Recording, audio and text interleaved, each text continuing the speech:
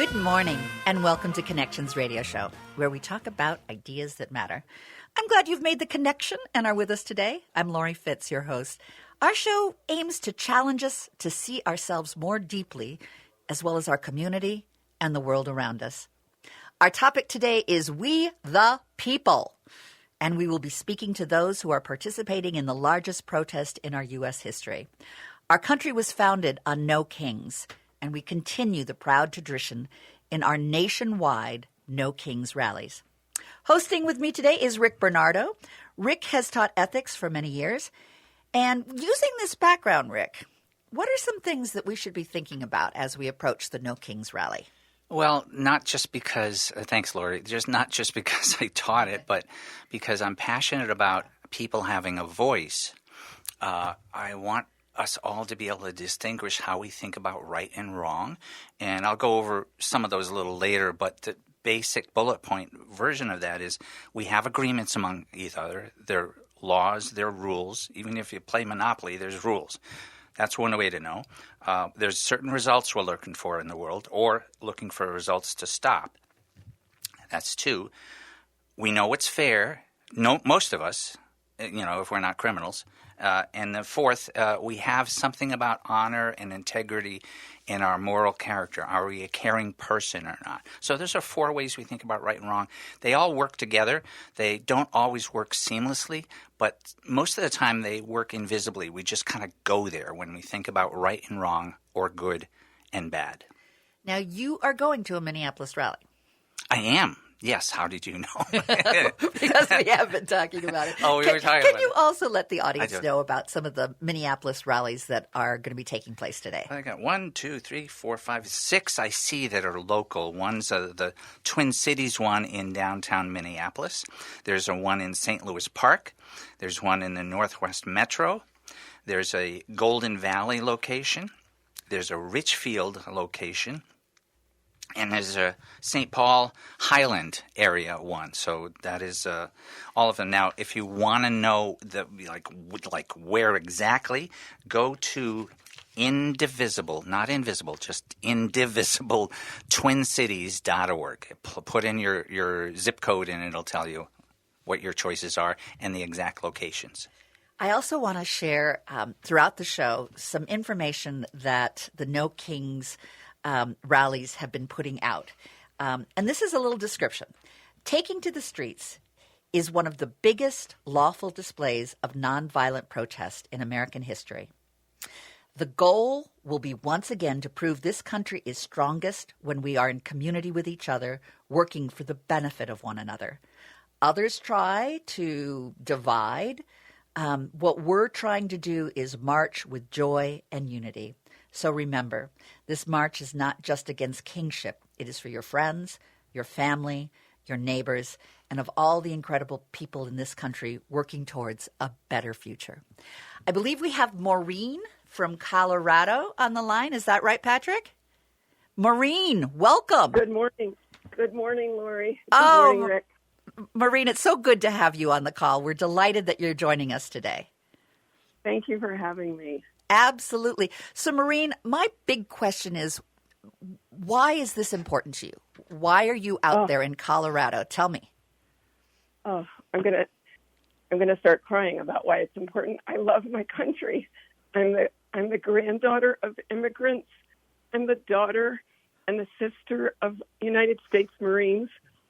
I want to protect our democracy, and it's being dismantled. As we speak, it's being dismantled by the Trump administration. I want to do everything I can to protest along with other members of my community. And what do you hope will be achieved with the rally? My immediate hope is that the administration and the Republicans in Congress will take note of the millions of us who are protesting, who are peacefully protesting today because we love our country. And perhaps they will scale back some of the terror that they've been inflicting on both immigrants and citizens in this country. I'm hoping that some of the Republicans will have a spine and start voting for legislation that is more compassionate. And I'm hoping, I just finished with a group of volunteers here in Colorado writing 285 postcards to voters in the state of Virginia, where there's a gubernatorial election, not just for governor, but lieutenant governor, attorney general, because we need to elect more Democrats or independents, anybody who will push back against the terror and the indignities and the lawlessness of the Trump administration. And Maureen, you're using the word terror. You know, ethics has a certain definition I learned from Daniel Ellsberg, who was a military strategist, and he knew his military ethics. Terrorism fits the definition of what we're talking about. If you're inflicting serious harm on people for political purposes, that's terrorism. Yes, yes. Tell me about... I'm very, very... No, go ahead. I'm very concerned about the suppression of free speech on college campuses, against media, just against individuals who speak out. I'm very concerned about that. I know you have family and friends out that you're working with out there, but you also have good friends out in Virginia. So I'm glad to hear that you're getting the word out for our fellow Virginians. Thank you. Yeah. Tell me about how it feels in Colorado right now. Oh, well, you know, Colorado is it's a purple state. We have a Democratic governor and 2 Democratic senators, but we also have Lauren Boebert. And even in my neighborhood, my beautiful neighborhood, I'm sitting in my backyard right now, and it's absolutely gorgeous, and I have a tiny view of the mountains from where I am. But even in my neighborhood, we have some Trump supporters, and what's baffling to me is my neighbors who voted for Trump are very nice as neighbors to me. They're very welcoming as neighbors. Maybe that's because my husband and I are white, our children are white, and we ourselves are not immigrants. But I don't understand how well-educated, seemingly kind people voted for this administration. They must not be consuming truthful news. That's a good bet. I have friends. Yeah, I have a few friends around the country that voted for Trump, and I scratch my head because they're very loving towards me. One wonders sometimes when I've talked to folks, and I have friends and family that are Trump supporters, and I wonder if there's been a repression for a long time that they feel left out somehow. And I don't understand that, of course, but there's a lot coming from, it seems like, many years. This isn't just Trump, I don't think. I think there's been permission that Trump has given to folks to voice some sort of angst they have in this victimization they have about themselves, because it seems like Trump plays on victimization, that somehow other people have created this terrible place and he's going to clean it up, instead of creating that sense of unity and that we are community and that we are connected. What would you like to see in having neighbors more warmly see everyone and not just their next door neighbor? Well, I wish they would go to legitimate news sites instead of watching Fox News or One America or Newsmax. Again, I'm totally baffled. I have a dear friend who lives in the Midwest, and she doesn't believe anything that I say that's true. She says, I just don't believe that's true when I tell her what's happening, because she's not watching the same thing. Yeah. Another thing I hope that people do is have civil conversations not just with their neighbors, but with strangers. I'm very outgoing. I talk to people all the time, and I just ask them very nicely. One thing I encourage everyone to do, ask young people if they're registered to vote. I'm shocked at how many younger, when I say younger, I mean like below 30, how many of their generation either isn't registered to vote or they don't vote because they think it won't make a difference. I ask every server in a restaurant, if they're young, I always ask them if they're registered to vote. And if they're not, I ask them what county they're in. And then I pull out my phone and I Google how to register to vote for their county. I love that. And I send it to them. And another thing that you can do that's very easy is wear T-shirts that have a message on them. I have a T-shirt that says, it's the Statue of Liberty, and it says resist on it. And I can't tell you how many people have said, I like your T-shirt. And I say, thank you. Would you like to help me write postcards to voters for this upcoming election? You are wonderful, Maureen. That's awesome. I mean, I ask total strangers. I've asked the clerk at the thrift store where I shop, and I ask women in the locker room at the Y. And nobody says no. Everybody says, yes, I'll help you. You're a natural recruiter, Maureen, and you always have been. I love that about you. Yeah. Can I tell you what my sign says for the protest that I'm leaving for soon? Yes, please do. My sign says, where law ends, tyranny begins. No kings. Oh, I love that. Wonderful. Maureen, that's And wonderful. Well, go ahead. I even protest when I travel. I was in the Midwest a few months ago, and I was actually at my mother's continuing care center, and I can't tell you how many women and men in their 80s and 90s came out on their walkers on the main street to protest. I love it. Well, I want to end this segment with first thanking you, Maureen, for spending time and sharing your heart that you always do so beautifully. And we appreciate the work that you're doing. I also want to share some top 10 rally reminders. I'm going to share it throughout the show. And the first two is just so perfect for you. The first two reminders they have is lead with love, not anger. Focus your energy on what you stand for, not what you stand against. Anger fades, compassion lasts. And the other is look out for one another. When you're out there, offer water, a smile, or friendly chat with someone nearby. Check in on families, elders, and people with mobility needs. Support them when you're out there. So thank you for all that you're doing. Thank you for joining the rally, and thank you for sharing from your heart, Maureen. I look forward to talking to you again soon. Thank you. Bye-bye. Thank you. And then if you all would like to call in, we are opening the lines today, and the number is, my friend Rick? 952-946-6205. 952-946-6205. And stay with us. We'll be right back after a few great announcements. You're listening to AM 950, the progressive voice of Minnesota.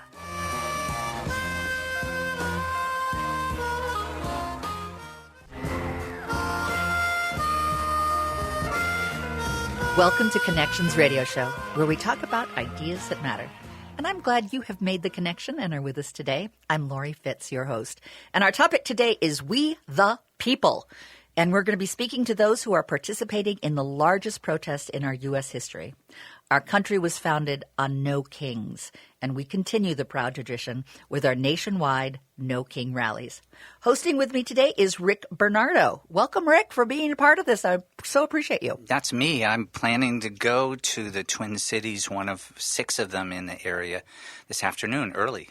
And how can people find out where specifically these rallies are? Yeah, for the Twin Cities folks, go to indivisibletwincities.org. Indivisibletwincities.org. Just plug in your zip code and you'll find one of many near you. If you're other places in the country, just go to indivisible.org and that'll lead you down the path to where you can go to one. And we are opening our lines for listeners. Tell us how folks can call in. There's actually a phone number, 952-946-6205. That's our studio line. It's very special. I am going to be sharing throughout the show information that's shared with us from the No Kings organizers. And I just wanted to share this part for our second segment. First and foremost, remember that No Kings is a peaceful and lawful movement. Protesters are pushing back against authoritarianism through community and joy. One of the suggestions they have is wear yellow. People around the world have used this color to show collective strength in the face of oppression. This movement is no different. Aligning with the historic context while taking a step into our shared future. Think of it as a shared symbol. It does not need to be an entire outfit, but it could be. A bandana, a hat, a shirt, any bright pop of yellow will work perfectly. And of course, if you don't have anything yellow, don't worry. Organizers are encouraging people to come as you are. And in our second segment, we have a guest from Connecticut. Deborah, my friend Deb, how are you doing? I'm doing well. Good morning, Lori. Good morning. So tell me why it's important to you to participate in this rally. Well, like Maureen before me, I love this country and the democratic principles on which it was founded. These are principles which we have protected at great sacrifice and which have been an example to the world. And I feel that it's my civic duty as well as my moral responsibility to protest the attempt to dismantle these principles. Tell me how it feels out in Connecticut. It feels juicy. Yeah, you know, I think that people are very much looking forward to this rally because of what it stands for, what we stand for. It's going to be peaceful. There are going to be people who are mothers and grandmothers and grandfathers and, you know, dads with kids in strollers and, you know, people from all different kinds of organizations and churches and communities who are coming together and saying, we have power. We have a voice. And this is the way that we want you all to hear our voice in a peaceful protest. That means a lot to all of us. Deb, I know professionally you've got a background in counseling and social work. Talk to me about how folks are struggling and what ways the rally may help them, but bigger than that, what do you think is going on with folks' hearts and souls right now? I think there are a lot of issues that are important to different people, obviously. But, you know, I can speak for those of us who are really affected by seeing people suffering and feeling that we have a moral imperative to do something about it. You know, it's absolutely heartbreaking for folks to see immigrant families torn apart. I worked with many immigrant families, and the fear is unbelievable. The way their lives have been affected is terrible. And to see people losing their health care, wondering if they're going to be able to get their kids immunized, knowing that there have been cuts to scientific advances that could help to develop a cure for, a child's chronic illness, only to see, funding being cut. I mean, it's deeply disturbing, not just to me, but to many people with whom I spend time and have worked. And I can also say that, from a faith perspective, to see Christianity distorted into an instrument of control hits us as an absolute assault on my faith, on the faith of my fellow congregants, and it's extremely disturbing. And I really don't feel that I have a choice but to use my voice to say enough is enough. And Deb, one of my mentors from South Africa many years ago, teaching me about theology and ethics, said the corruption of the worst becomes the corruption of the best becomes the worst, and that's what we're seeing with some of this. And the challenges of the divide. What recommendations or thoughts do you have on knitting us back together. We're such a divided country. What ways do we knit? I've given a lot of thought to that. I think that, first of all, we're all human beings, and we have a lot more in common than we have that separates us. And I think we really have to focus on that. The hyperpartisanship and the polarization that exists in our political discourse is not getting us anywhere, and it's deeply troubling. It's a huge problem to demonize people who disagree with us. And this tactic is being used freely to drive a bigger wedge between us. And unfortunately, in a lot of cases, it's working. I think that we have to address this dualistic thinking. I'm right and you're wrong, because it's not at all helpful, and it's incredibly divisive. And I think if we could learn to listen to one another, to put aside our defensiveness, and to really employ empathy, to put ourselves in someone else's shoes for a moment, rather than tearing one another down, that would be a good start. But I think overall we just need to be more curious, to learn about one another's stories. Why do you hold the views that you do, and what shaped you as you were growing up and in your adult life? And then try to find a point of connection, because when we connect with someone, it's a lot harder to demonize them. Absolutely. And there is an isolation that can come out of the demonization as well. And creating that sense of community is so powerful. I have some rally reminders that was sent to me about the No Kings, and the reminders I want to send out to the audience today is on this segment, I think very much resonates with who you are as well. The reminders are celebrate family and kids, keep the atmosphere family friendly, and invite children to join with songs and joyful ways to express civic pride. Smile and greet each other. Say hello, wave, share a word of encouragement. Small acts of friendliness build community, trust, and lower tension. And lift your voice with positivity. Joy is contagious. The more you smile, sing, and stay grounded, the safer and stronger everyone around you feels. And I know for a fact you're one of the most joyful people I know. So thank you for lending your voice, your joyful voice, and your serious voice of how do we build people together. Thank you for joining us, Deborah. Thank you for having me, Lori. Absolutely, Deb, you're the best. So thank you again.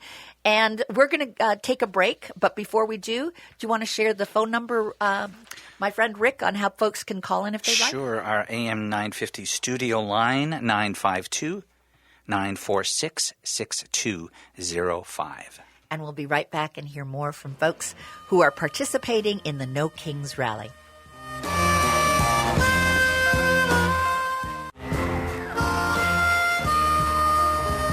Welcome to Connections Radio Show, where we talk about ideas that matter. I'm Lori Fitz, your host, and our topic today is We the People. And we'll be speaking to those who are participating in the largest protest in our U.S. history. Our country was founded on No Kings, and we continue the proud tradition with our nationwide No King rallies. Hosting with me today is Rick Bernardo. That's me. Hi. And we're delighted that we have some callers that have called in. We're going to start with Sean. Sean, hello. Hi there. Sean, are you going to a rally? I most definitely am. I'm going to the Anoka rally. Wonderful. Tell me why this rally is important to you. I think it's important to show strength in numbers. I think it's important to explain, especially to people that are on the fence, that this is important. I don't think we're going to win any hearts and minds on the far right or the fundamentalists that are true believers. I think it's probably a waste of our time to even go that direction. The Speaker of the House is calling this the Hate America protests, and to malign people from using their constitutional rights to speak out just shows you how far this country has fallen. That there's a whole party of people that will elect people that will say things about us using our constitutional rights means that there's probably a fair amount of people that we can't reach. And I think this protest is to help us build a movement from people that might have been sitting on the sidelines for a long time. You know, there's a whole third of this country that don't vote. And it's time to stir up that populace. Like, there's a lot of other countries that have a much higher turnout for their elections. And that's part of the problem, is that people are too comfortable. We're too materialistic. We stream shows. We pacify ourselves. And we think that our creature comforts will make up for the lack of liberty and the rights that we let slip away every day. And it's time to show people that, hey, our rights are being stripped away to the point where you're probably not going to be able to watch those TV shows that you thought were so entertaining anymore either. And so those people sitting on the fence, I think it's time for them to wake up and join us.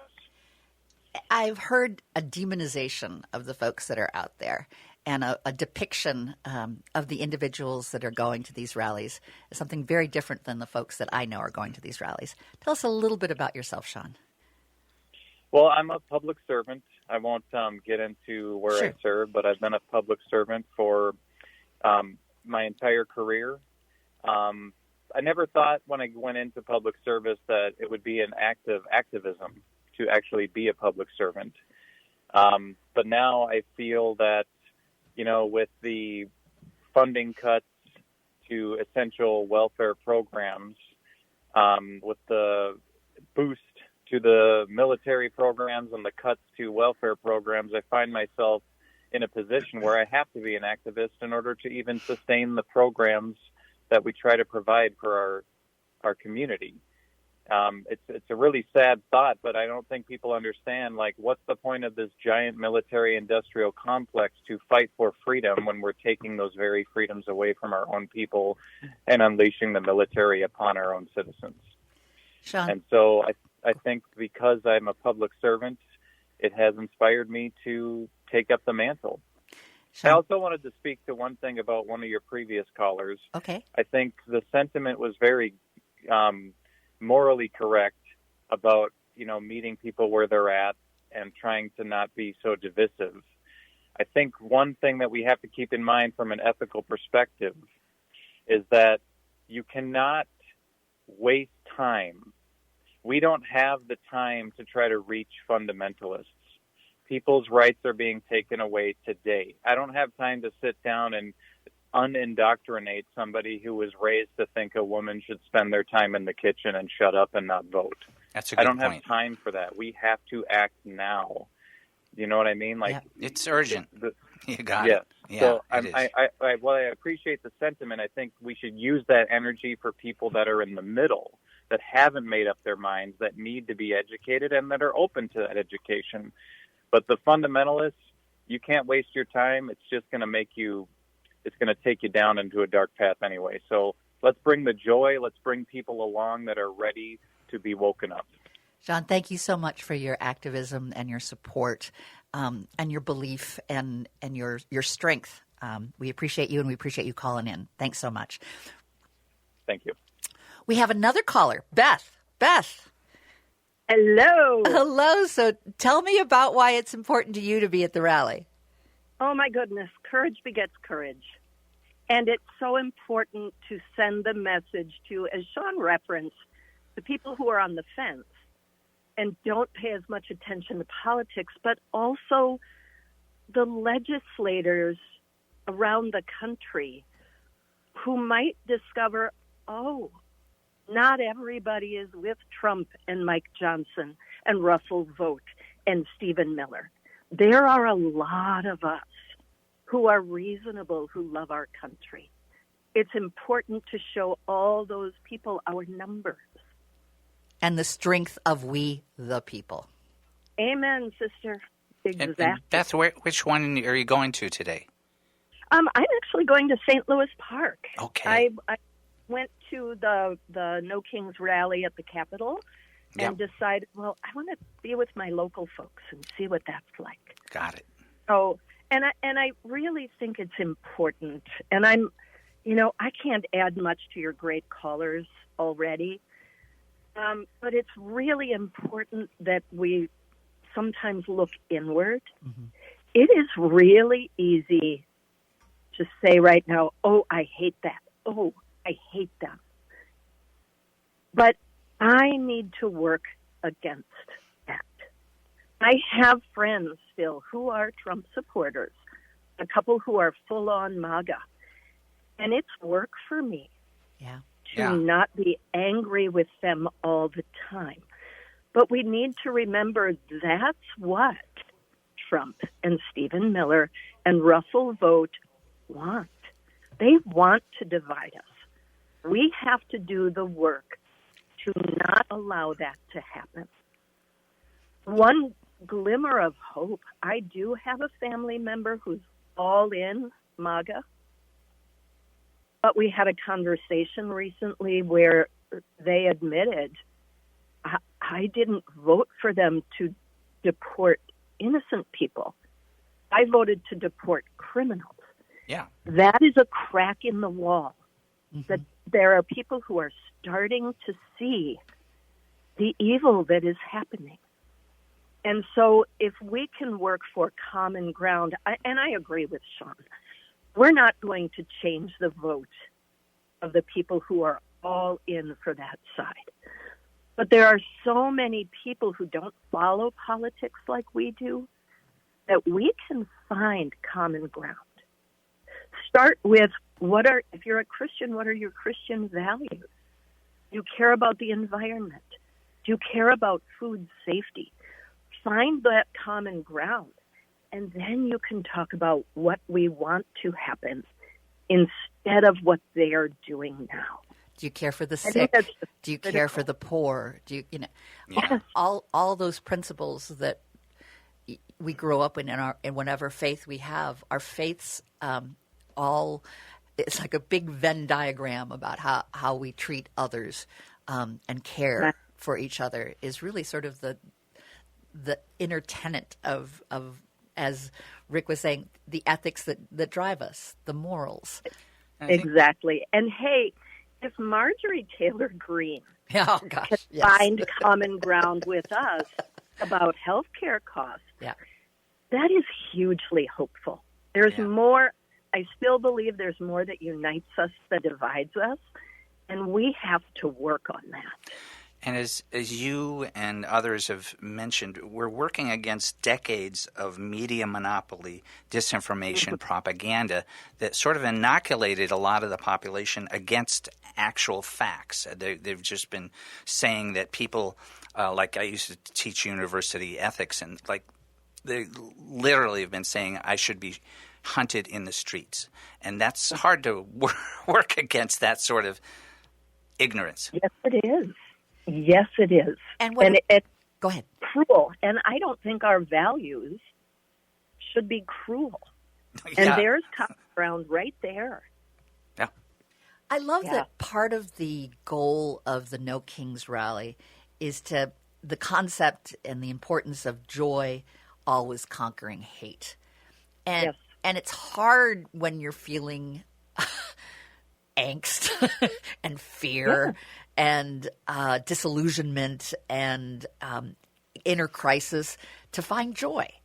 But I believe joy can be found when you find those connections with those people that have the same courage and the same energy and the same hope to make a change. Yes, and you know, not rallies and showing up in big crowds is not for everyone. Right. And I get that. I mean, my 85 and almost 90-year-old dad are not going to show up to a rally. However, Mom and I wrote letters last year. An organization called Vote Forward makes it easy for us to send letters to potential voters who may be underrepresented. It takes about an hour and a half sitting at the kitchen table with a cup of coffee to have an influence, to encourage voter turnout.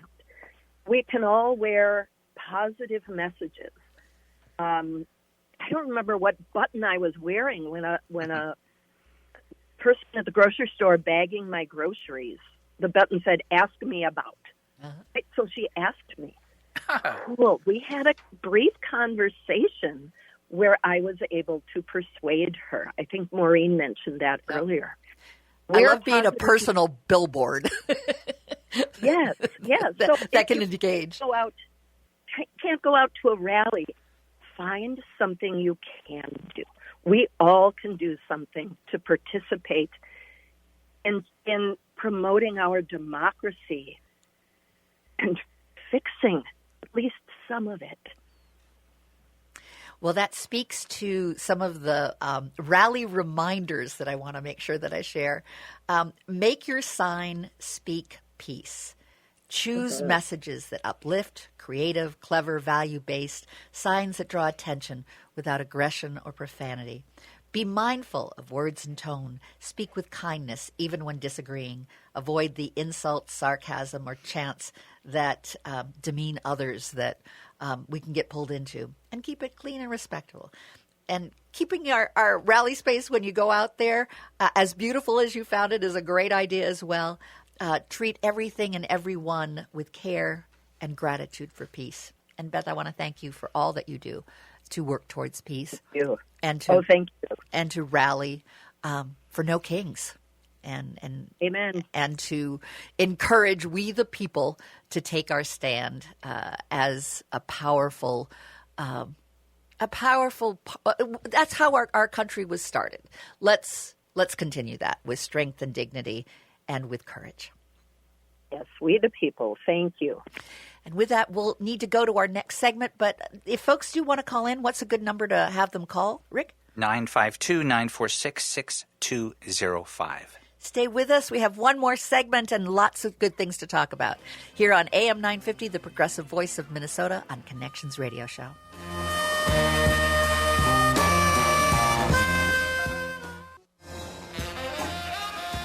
Welcome back to Connections Radio Show, where we talk about ideas that matter.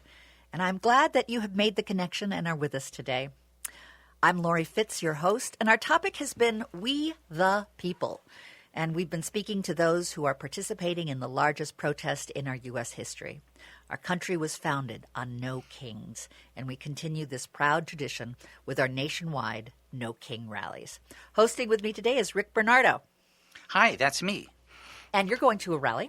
I'm going to a rally, the Twin Cities one. There's a 6 general Twin Cities area ones, but I'm going to the one in downtown Minneapolis later at 1 o'clock. The website for people to check on this would be indivisibletwincities.org, indivisibletwincities.org. And you can just plug in your zip code and see what's going on near you, but also for anyone else in the country, indivisible.org. Go to there. And we have a guest with us today that is going to be at the Minneapolis rally as well. Dana, how are you? I'm very well. Good morning, Lori Beth and Rick. Thanks for doing the show. Absolutely. Dana, you are a magnificent pianist, and I love that you always bring your heart and your soul to things that are important to you. And we're glad that you're with us today. Well, thank you for that. Absolutely. Tell me why this is important to you. I was at the April rally, and I was at the June rally. And June, if you remember, the June rally was the day that Melissa Hortman and her husband and dog were killed. And that really shook us up. There hasn't been another rally all summer. I'm at this one here because it's going to be our biggest one yet.